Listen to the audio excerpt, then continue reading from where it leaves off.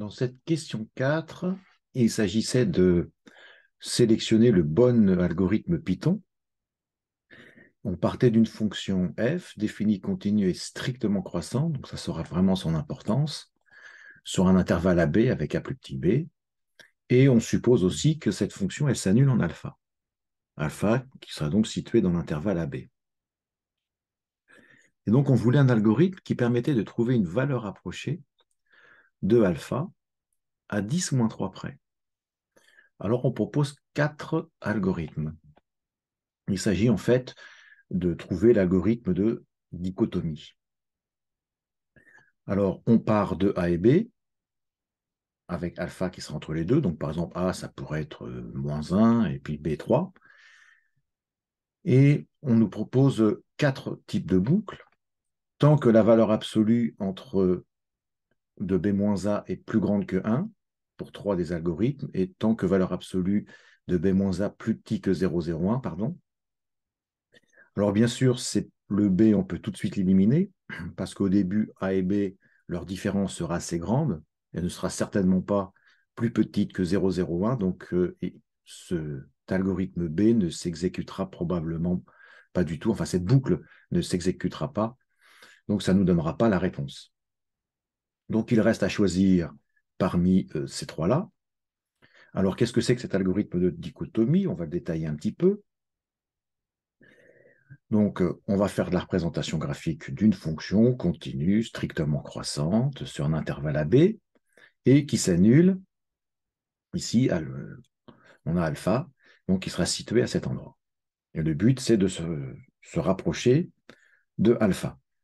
Alors, le principe de l'algorithme de dichotomie, c'est de prendre la valeur qui est au milieu de AB, c'est-à-dire A plus B sur 2, qu'on place ici, dans cet exemple, et on va calculer donc cette valeur petit m, on va calculer son image par la fonction f, qui est ici.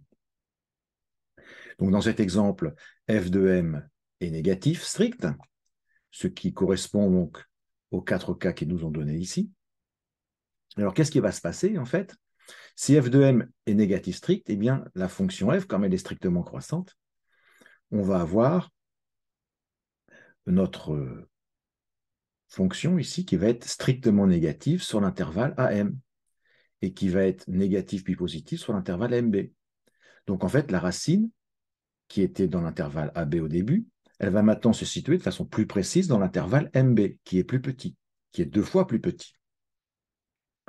Donc, on va changer notre intervalle AB en intervalle MB.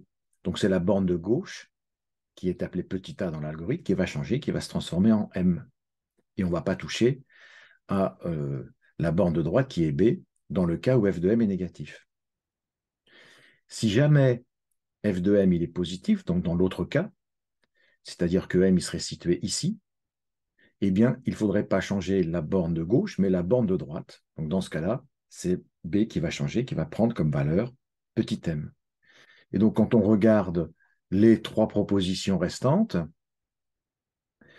on en a, la C et la D peuvent paraître plausibles, puisque si f de m négatif, c'est la valeur de A qui change, alors que pour l'algorithme A, c'est la valeur de B qui change, ce n'est pas correct. Donc, on hésite entre C et D, ce qui nous permet de décider laquelle des deux est correcte, c'est que M ici est défini au tout début de l'algorithme et ne change pas du tout par la suite. Donc, ce n'est pas correct puisque M va devoir changer à chaque tour de boucle. Donc, il faut définir M à l'intérieur de la boucle tant que. Donc, la réponse, c'était la réponse D.